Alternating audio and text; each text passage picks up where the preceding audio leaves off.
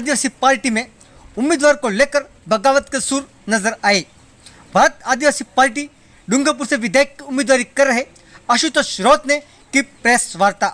2 सीटों को लेकर डूंगरपुर एवं झाडोल के उम्मीदवार की घोषणा को लेकर विरोध किया दर्ज। आदिवासी सिलेक्शन प्रणाली के तहत उम्मीदवार चुनने की मांग। डूंगरपुर सीट को लेकर बीजेपी कांग्रेस में उम्मीदवारों की लिस्ट जारी होने के बाद बगावत नजर आई।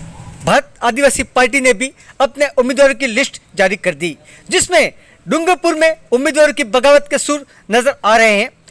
डूंगरपुर से उम्मीदवारी जता रहे भारत आदिवासी पार्टी से आशुतोष राउत ने भी की प्रेस वार्ता। उन्होंने आरोप लगाया कि भारत आदिवासी पार्टी द्वारा कांतिलाल राउत को केंद्रीय एकीकरण कमेटी द्वारा भारत आदिवासी पार्टी के आदिवासी जनप्रतिनिधि सिलेक्शन प्रणाली के नियमों को दरकिनार करते हुए डूंगरपुर विधानसभा सीट का उम्मीदवार घोषित किया गया है, जिसका हम सभी भारत आदिवासी पार्टी के कार्यकर्ता एवं पदाधिकारी विरोध कर रहे हैं। उन्होंने कहा कि बाप का विधान था कि संभाग के सभी सीटों पर आदिवासी जनप्रतिनिधि सिलेक्शन प्रणाली के तहत उम्मीदवारों की घोषणा की जानी थी, जिसमें समस्त सामाजिक विगो पार्टी पदाधिकारियों के आम सहमति से वोटिंग प्रक्रिया के माध्यम से उम्मीदवारी का चयन करना था। लेकिन केंद्रीय एकीकरण कमेटी द्वारा मनमानी पूर्वक नियमों को ताक में रखकर डूंगरपुर विधानसभा सीट के लिए उम्मीदवारों का चयन किया गया। उन्होंने उम्मीदवारों को चयन को लेकर क्या आरोप लगाए, आप भी सुनिए उन्हीं की जुबानी। भारत आदिवासी पार्टी की जो जन सिलेक्शन प्रणाली है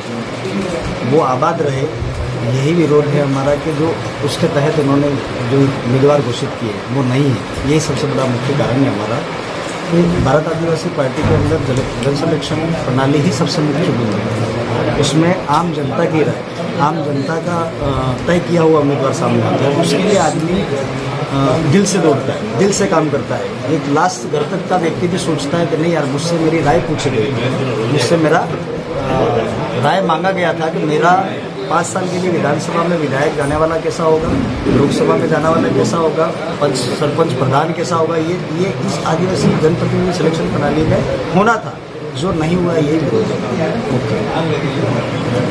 है। इसमें बस जन सिलेक्शन प्रतिनिधि प्रणाली जो है उसके तहत गुजरा जाए, वोटिंग कराई जाए। किन किन सीटों पर विरोध है आपका, क्या कारण है?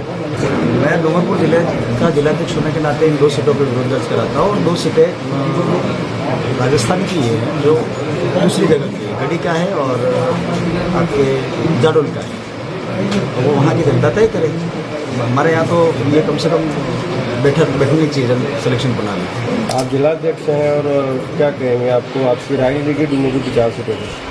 डूंगरपुर की 2 सीटों पे तो हमको पता था, तो उसके लिए हमने पहले भी आपको कह दिया है। तो वहाँ चलो इन लोगों ने आम राय कर ली, सिलेक्शन प्रणाली के तहत इन लोगों ने 2 नाम दे दिए, 2 नाम क्लियर मानते हैं। लेकिन यहाँ की जो 2 सीटें सागवाड़ा और जो डूंगरपुर है, जो कल रात को घोषणा करी, उसमें कहीं पे भी इस प्रक्रिया से गुजरा नहीं गया, डायरेक्ट थोपा हुआ उम्मीदवार, जो यहाँ की जनता और यहाँ के कार्यकर्ता उससे नाराज हैं। तो आप खुद दावेदारी कर रहे हैं इसलिए कह रहे हैं आप, या जिलाध्यक्ष के नाते? नहीं, मैं इस प्रक्रिया के होने के नाते और जिलाध्यक्ष होने के नाते कह रहा हूँ। मैं दावेदार, जनता तय करेगी, मैं दावेदार खुद हूँ। ये जनता का फैसला था और जनता अगर ना कह देती कि आप दावेदार नहीं है, उस सिलेक्शन प्रणाली में मेरा नाम दिया था।